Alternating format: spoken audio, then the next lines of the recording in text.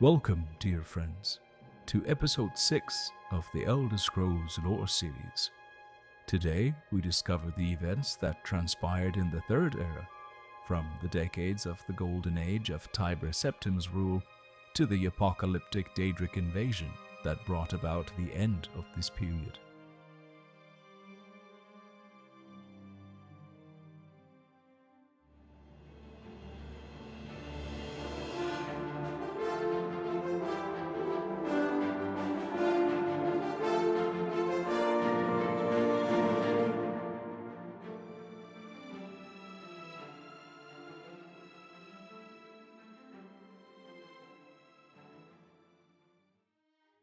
The Third Age officially began with the completion of the Tiber Wars, Tiber Septim himself declaring the year zero of the new era. Finally, in a period of relative peace, Tiber set about restoring the destruction wrought by decades of conflict that preceded his reign. Some accounts even claim him using his incredible powers to reshape the very face of Cyrodiil, erasing the dense jungles that covered the land, although whether that happened or not, or whether it is indeed possible or not, is a deeply philosophical subject that we will leave to another day. His rule would last a long 40 years, until finally, at the age of 108, Tiber Septim would die of old age. Like most of his life, both the circumstances and the outcomes of this event would be subject to many debates. The most common belief is that Talos ascended to godhood, and thus the 8 divines became the 9, at least until the events of the Fourth Era. Tiber Septim would leave the throne to Pelagius I, either his eldest son or his grandson, depending on your interpretation of ancient text. He was seen as strong and resolute, and a worthy heir to Talos. However, as was the case many times before, he would be assassinated, only 3 years into his rule and without any heirs of his own. What followed were years of rather unremarkable Septim descendants passing the throne to each other, the empire going from stability to bankruptcy, then back to stability again, plagued by minor civil wars and disagreements. However, without any events of cataclysmic proportion, so common on Tamriel. Eventually, the Ruby Throne would find its way to Antiochus, the 7th emperor of the Septim dynasty. It was during his rule that the Sea Elves of Piandonia, the Maomer, launched a devastating invasion of the Somerset Isle province. Led by King Ordnum, their supposedly immortal god king, the Maomer have been making attempts to invade the homeland of the Altmer for countless generations. Said to have colluded with the Emperor's half-sister, Queen Potema of Solitude, the Sea Elves would commence their campaign, crushing the joint Altmer and Imperial navies. The islands of Somerset were only saved by the appearance of a sudden storm of incredible power, credited as the work of the Sigic Nages, that annihilated the Maomer fleet. So great was the devastation that no Maomer would be seen on Tamriel ever since, and it was considered the Emperor's greatest achievement, though the name of the traitorous Potema would appear several times more in history. After Antiochus' death, his daughter Kintira would be crowned empress by the Elder Council, despite Queen Potema actively lobbying for the ascension of her son, Uriel III. Furious, the so-called Wolf Queen returned to Solitude and immediately started planning her rebellion. Less than a year after Kintira's coronation, Potema's Skyrim armies, supported by the noble houses of High Rock and Northern Morrowind, began their attacks on Imperial forces in the Iliac Bay and Eastern Morrowind. The Imperial legions were spread thin, as Potema's agents incited riots and insurrections across northern High Rock and Skyrim. Potema successfully drew out and ambushed the garrison of the Imperial city, while Kintira led an army herself against the Wolf Queen, but was defeated and later executed. Potema's son Uriel taking advantage of the underdefended capital, took it in less than 2 weeks and ascended the throne as Uriel III. Kintira's death rallied many against Potema and Uriel. The queen's brothers, Sepphoris and Magnus, formed an alliance against the usurpers. In the year 127 of the Third Era, Uriel III led his forces against the armies of Sepphoris in the Battle of Ichidag in Hammerfell, but the would-be emperor was defeated and captured by his uncle. Uriel III was placed under arrest and sent to the imperial city to stand trial for his crimes, but an angry mob overtook his carriage and burned him alive within it.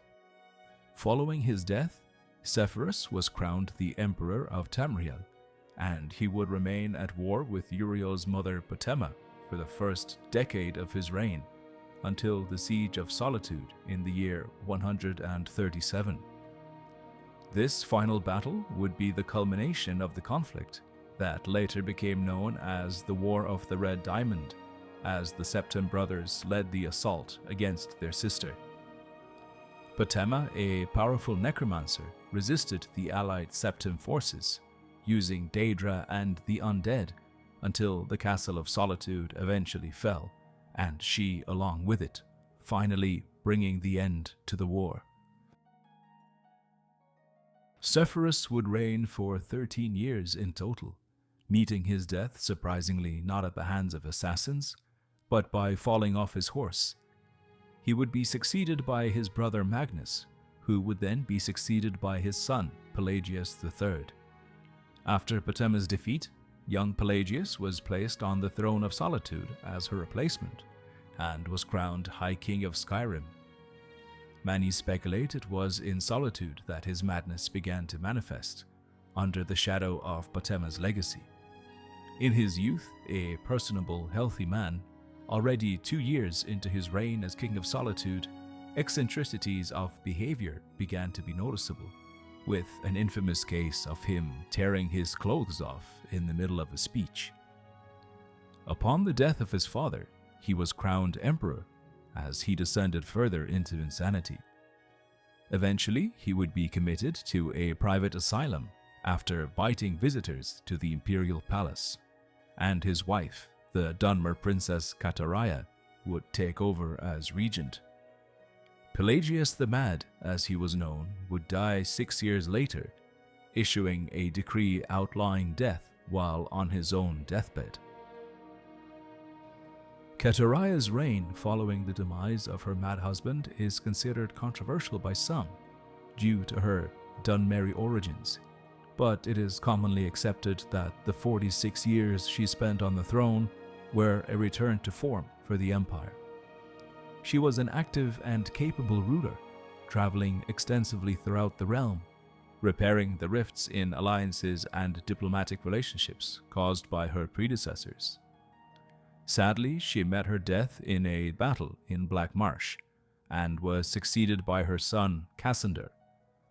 Cassander was of poor health and died only 2 years into his reign, to be succeeded by Kataraya's other son, Uriel, crowned as Uriel IV.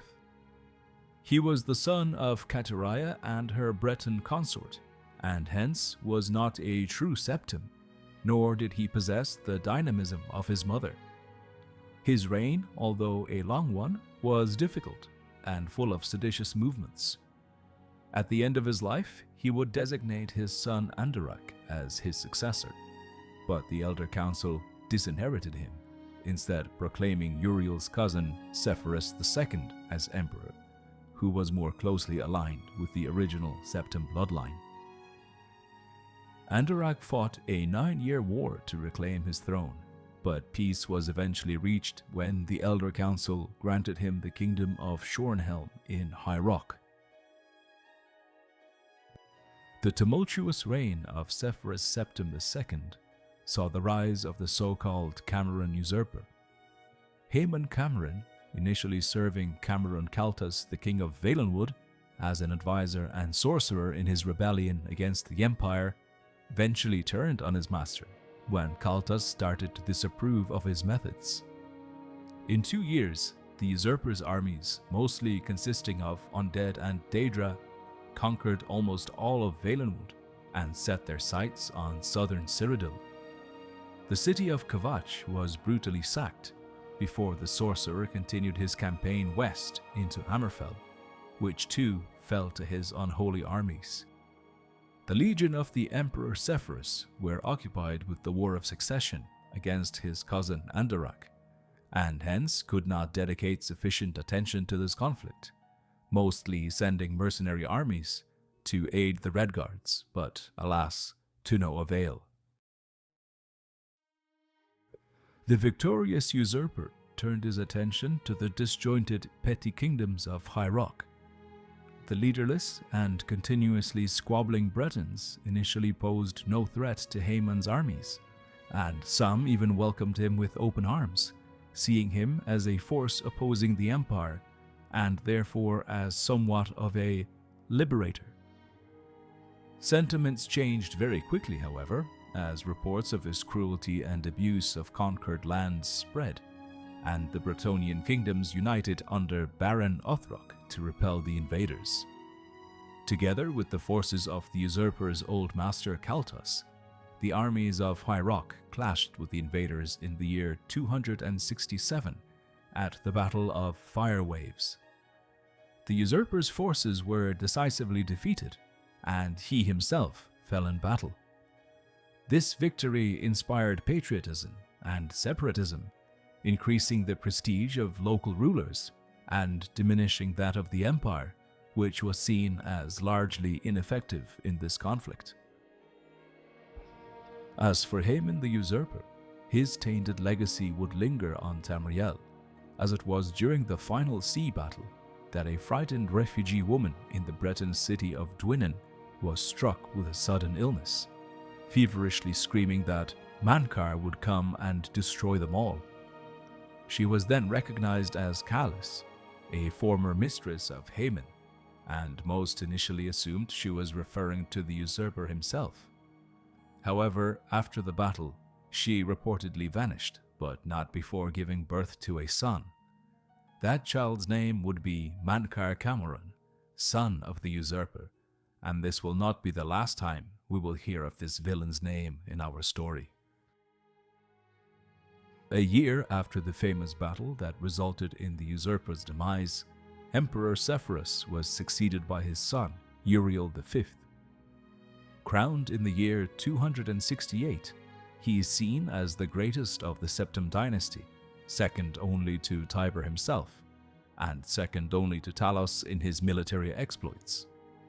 Uriel wisely turned the attention of Tamriel away from internal strife and towards external conquest, embarking on a series of campaigns.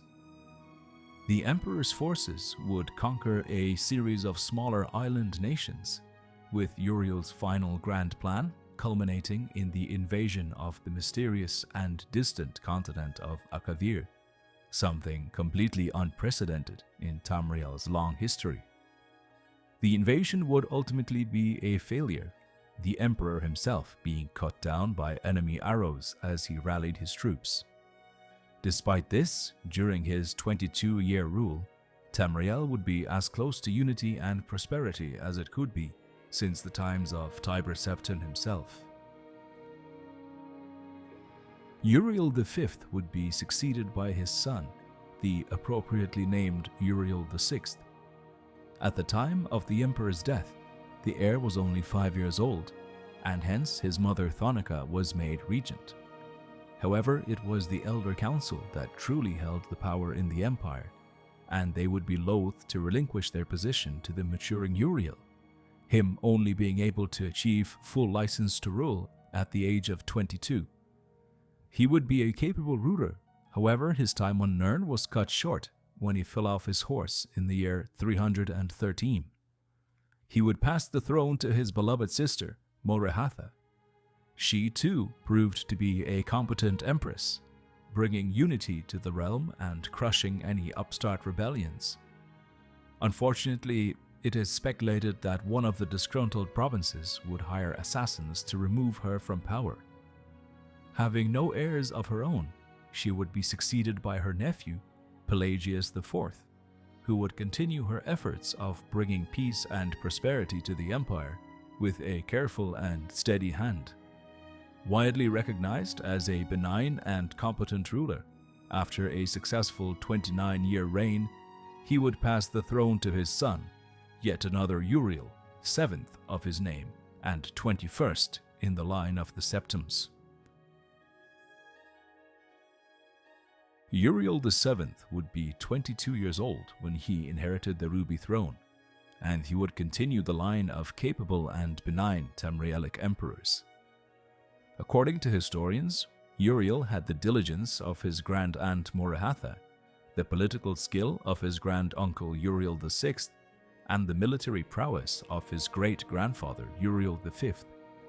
He would reign for an astonishingly long 65 years, bringing order and justice to the continent.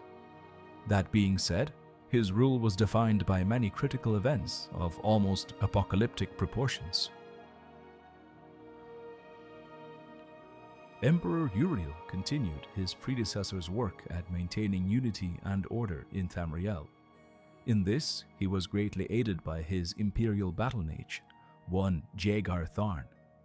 He was supposedly a descendant of House Tharn of Nibene, a prestigious imperial family, counting famous figures such as Abner Tharn in his ancestry. Sources are unclear, however, as to the purity of his lineage, as some say that Tharn was born in southern Valenwood to a Bosmer mother, and that he lacked any human ancestry, his traits being a result of interracial relationships between Altmer, Dunmer, and perhaps something else. An incredibly talented sorcerer, Tharn would first serve as temple mage priest in High Rock, and then be appointed to the Imperial Battle Spire, an academy for the strongest war mages of the Empire. He would climb through the ranks and secure a position on the Spire Council, the governing body of the Magical Academy. It is from the ranks of the council that he would be selected by the Emperor to become the official Imperial Battle Mage, a position of great power and influence. To his credit, Tharn's shrewd diplomatic mind and arcane powers greatly aided Uriel VII in his expansions and conquests, that is, until he hatched a plan to kidnap and usurp the Emperor.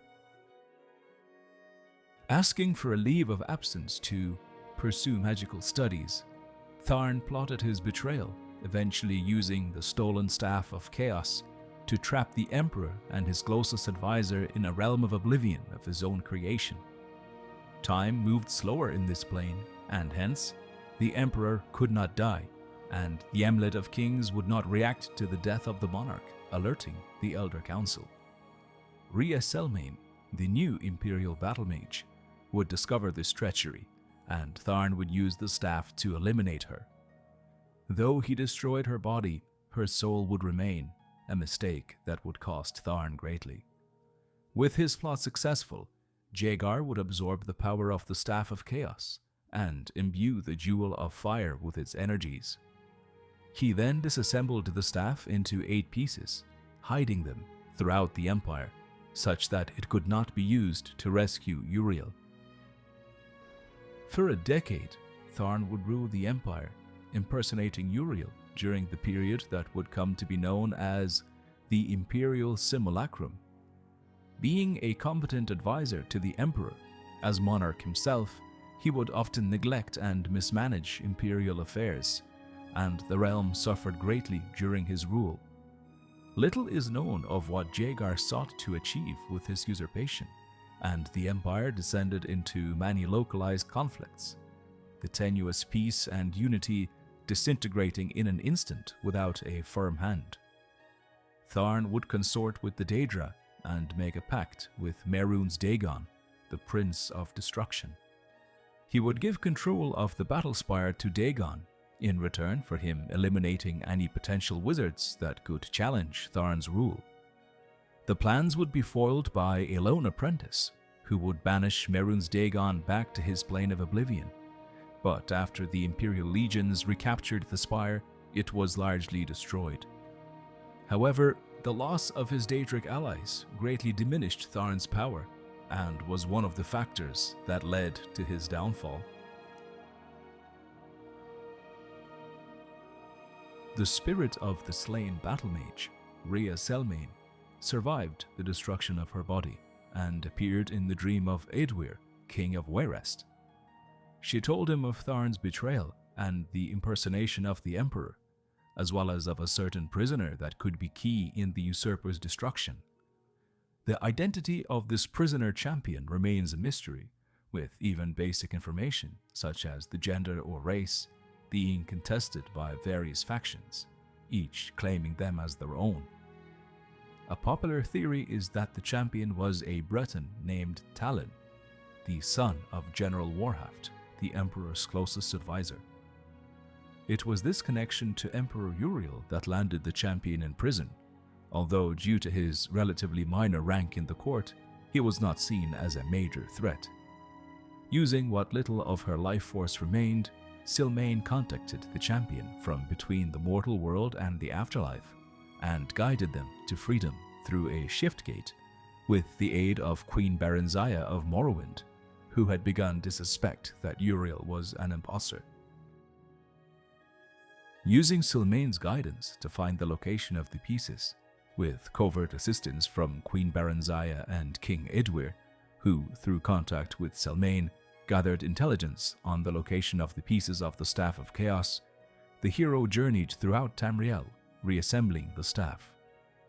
Over the course of almost a decade, the champion managed to collect all the fragments of the staff, and in the year 399, eventually would face Tharn himself in the depths of the Imperial Palace.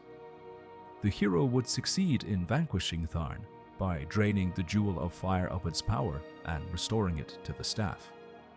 The Emperor and General Warhaft would be freed from Oblivion, and Uriel would proclaim the hero as the Eternal Champion, who would take his place at the Emperor's side, aiding him with the burdensome task of ruling the realm.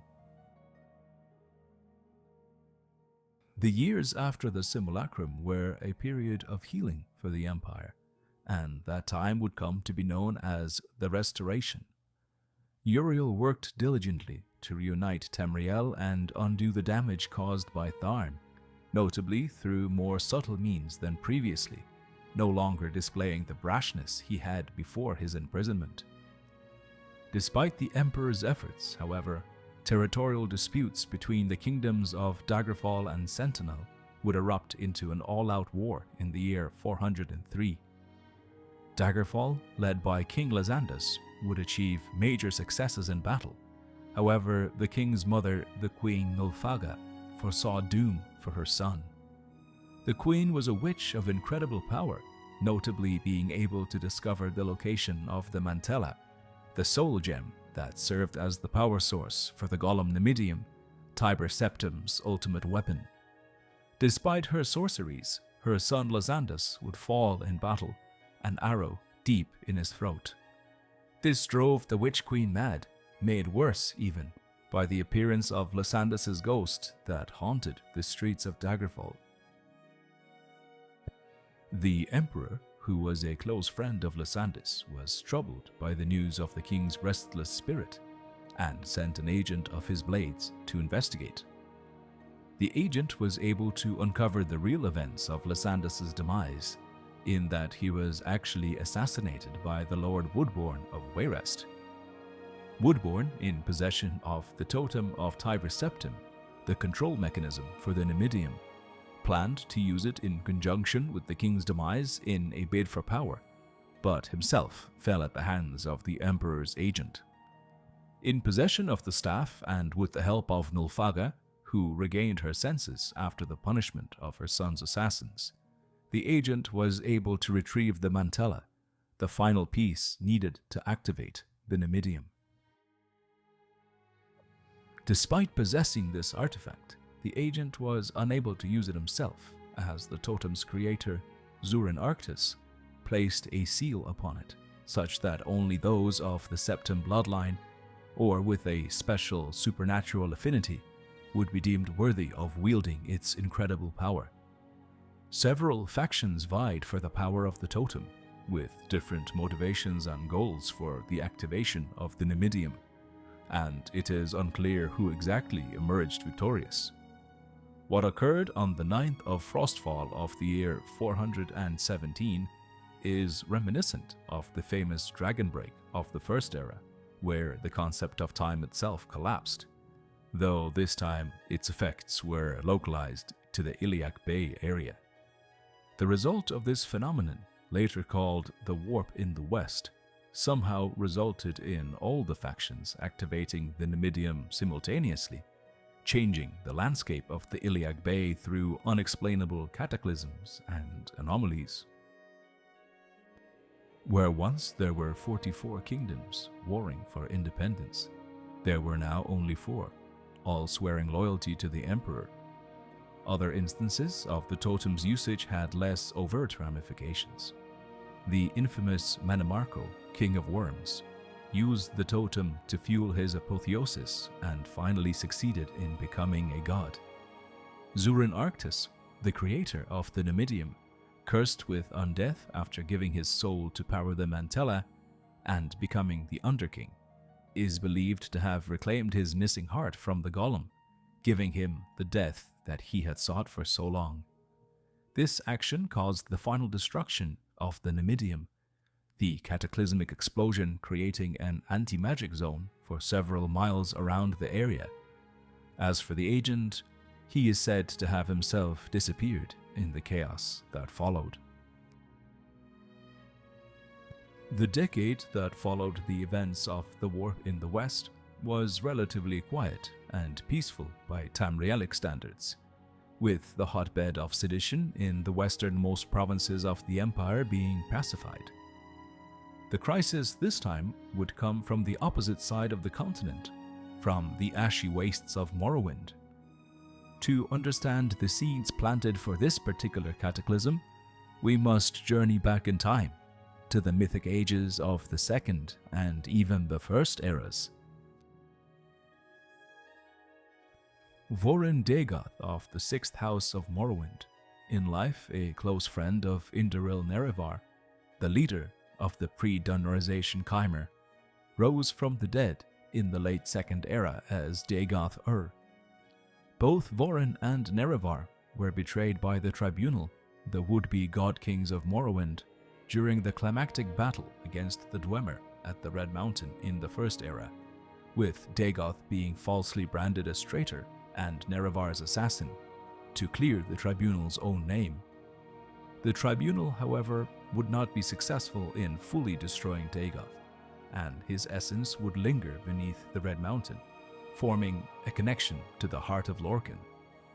Upon his reawakening, he brought himself and his kin to the chamber that stored the powerful artifact, and bound himself and his brothers to the heart in a ritual of his own devising, causing the massive volcano to erupt. The heart of Lorkhan was the source of the Tribunal's godlike powers, and the very reason that drove them to betray Nerevar and Dagoth in ages past. Every year, the trio would journey to the Red Mountain in pilgrimage-like processions to renew their divine energies. This time, however, they would be ambushed by Dagoth and his ash vampires, and driven away from the heart. With the Wicked Tribunal being forced to sign an unfavorable peace treaty with the invading Tiber Septim, giving the Empire multiple concessions, along with the Dwemer-made brass golem Numidium, a machine of godlike power. Many Dunmer felt betrayed and flocked to the side of Dagoth Ur, who himself achieved divine powers from the heart, and began the construction of a second Numidium, known as Akulakan, intent on driving all Outlanders from Morrowind, overthrowing the Tribunal, and eventually conquering all of Tamriel. In his war with the Tribunal, one of the many methods employed by Dagoth Ur was the so-called Blight, which he spread from his citadel beneath the Red Mountain. The Blight was conferred through intense ash storms which cloaked the sky and blotted out the sun.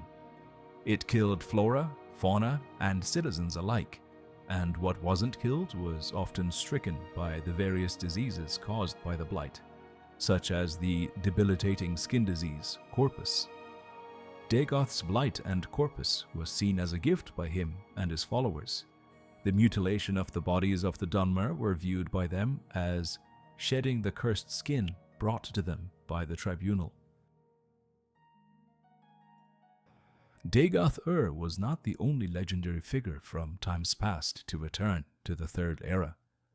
The so-called Nerevarine prophecy, spoken by the Daedric prince Azura, told of Indoril Nerevar himself coming back as the Nerevarine, the salvation of the Dunmer people.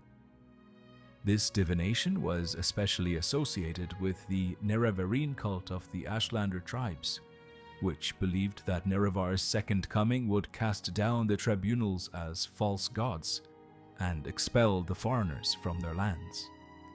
Since the death of Nerevar under the Red Mountain, many a Dunmer rose to claim the title and fulfill the prophecy, ultimately each one of them being unsuccessful. For an unknown reason, Emperor Uriel VII took a personal interest in the matter, and in response to the ongoing crisis in Morrowind, sent a prisoner to the land of the Dunmer to investigate the blight and hopefully fulfill the prophecy. The prisoner indeed turned out to be the Nerevarine, uniting the houses of Morrowind and the Ashlander tribes, and with the help of Vivek of the Tribunal, defeated Dagoth by severing his connection to the heart of Lorkhan and destroying the second Numidium. This heroic feat ended the blight plaguing Morrowind, and the ash creatures subservient to Dagoth perished, fulfilling the first part of the prophecy, the salvation of the Dunmer. Deprived of her divine power, Almalexia of the Tribunal lost her sanity and instigated a series of attacks on her own city in order to gain more control. Her spiraling mind led her to murdering her fellow Tribunal member, Sotha Seal, within his clockwork city, forcing the Nerevarine to slay Almalexia to end her madness. With Vivek's disappearance and the death of Almalexia and Sotha Seal, the other part of the prophecy was complete: the fall of the Tribunal, the god kings of Morrowind, who ruled the Dunmer for over a millennia. Upon the fulfillment of the prophecy, it is unclear what happened to the Nerevarine. While some say that he simply disappeared, along with the vanquished Tribunal, though rumors persist that he went on an expedition to the mysterious continent of Akavir and was not heard from since. 6 years of relative peace that followed would be interrupted not by foreign conquests or civil wars, but by an angry god. Daedric deities had long sought control over the mortal world of Mundus, such as Moloch Baal's infamous attempted plane melt back in the Second Era. Mehrunes Dagon too attempted incursions, both in the Second Era as well as most recently with the events transpiring in the Battlespire. The Daedric prince gained the following in Tamriel, notably the mythic Dawn cult, who believed that he was the god not of destruction but of change, and that bringing him to Mundus would liberate the mortal world from the 9 divines and turn it into an eternal paradise. This insane cult was led by none other than Mankar Cameron, son of the Cameron usurper, who terrorized western Tamriel years before. Born under a sinister prophecy from his own mother, Mankar would be chosen by Mehrunes Dagon to be his mortal champion. Cameron's mythic Dawn carried out assassinations against the Emperor's heirs in the year 433, eventually being successful in slaying Uriel VII himself in the tunnels beneath the Imperial prison. The assassination of the Emperor and his heirs was intended to break the Covenant, which protected Nirn from the otherworldly realms of Oblivion, forged back in the First Era between Saint Alessia and the god Akatosh. As long as Alessia's descendants wore the Amulet of Kings and the dragonfires in the Imperial city burned, the jaws of Oblivion would remain shut.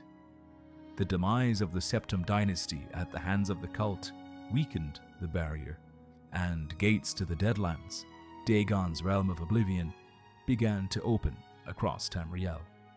With each gate opening, the barrier would become weaker and weaker, eventually collapsing completely, and Nirn and Oblivion merging as one.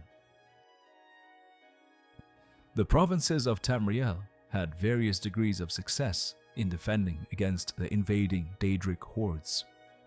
The imperial legions were spread thinly across the continent, leaving Cyrodiil itself largely undefended, leading to widespread devastation during the Oblivion crisis and the loss of the city of Kvatch. Somerset Isle too would be devastated. Even the famous Crystal Tower, a sacred academy of magic, and supposedly one of the pillars used to stabilize Mundus, fell to the Daedra, despite the efforts of the Altmer. Notably, the province of Black Marsh fared better than most, the sapient spore trees known as the Hist, recalling most of the Argonian population home prior to the attack. Their organized resistance managed to drive off the invaders, and some say that the Hist-infused lizardmen were able to counter-invade Dagon's realm, forcing the Daedra to close the gates. Throughout the later parts of his life, Emperor Uriel VII was troubled by visions of the future, including his assassination and the start of the Oblivion crisis that followed. During his escape through the imperial prison, Uriel and the contingent of blades protecting him came across a mysterious prisoner whose cell housed the secret escape tunnel. Recognizing the prisoner as the hero from his prophetic dreams, before his death, Uriel entrusted them with the Amulet of Kings and a task to deliver it to the Grandmaster of the Blades, who knew of the location of Martin, the last heir of the Septim dynasty, and the key to stopping the Oblivion crisis.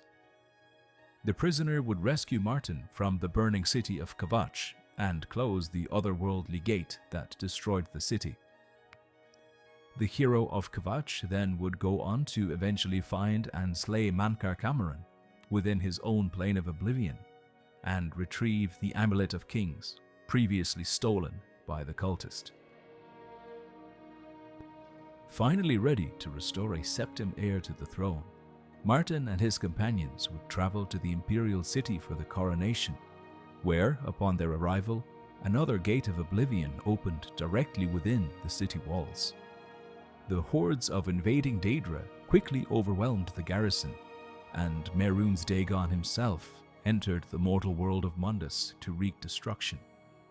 In a desperate attempt to save Tamriel, Martin smashed the Amulet of Kings and became infused with its power, turning into a golden dragon, the avatar of Akatosh. Akatosh and Dagon clashed in the ruins of the city, with the dragon god's avatar managing to wound the Daedra and send him screaming back to Oblivion. This enormous effort cost Martin Septim his life, but his sacrifice sealed the gates of Oblivion forever and ensured that the Daedra could never again threaten the people of Tamriel, creating new, more powerful barriers between Mundus and the otherworldly planes. Many speculate that Martin achieved apotheosis and ascended to godhood, much like his ancestor Tiber Septim, and despite several factions claiming credit for ending the crisis, Martin is rightfully seen as the hero that saved Nirn. The conclusion of the Oblivion crisis brought about the end of the Third Era itself, leaving Tamriel scarred and beaten. From the ashes of the Third Era, new powers would rise, changing the political landscape of the continent and upsetting pre-existing power balances. But that, my friends, is a story for another day. As for the hero of Kvatch, bestowed the title Champion of Cyrodiil, they would go on to accomplish many great deeds, such as defeating both the returning necromancer Manimarco, as well as Umaril the Unfeathered, an ancient Aelid king and mortal enemy of Belanal Whitestrake. The champion's trace is lost after the hero ventured through a strange portal, rumored to lead to the Shivering Isles, the mad god Sheogorath's plane of oblivion. Some even say that the hero ended up taking on the mantle of the mad god, becoming Sheogorath himself and ascending to godhood. Whether that is true or not is, of course, up to debate. Thank you, dear friends, for lending me your ear, and until we meet again.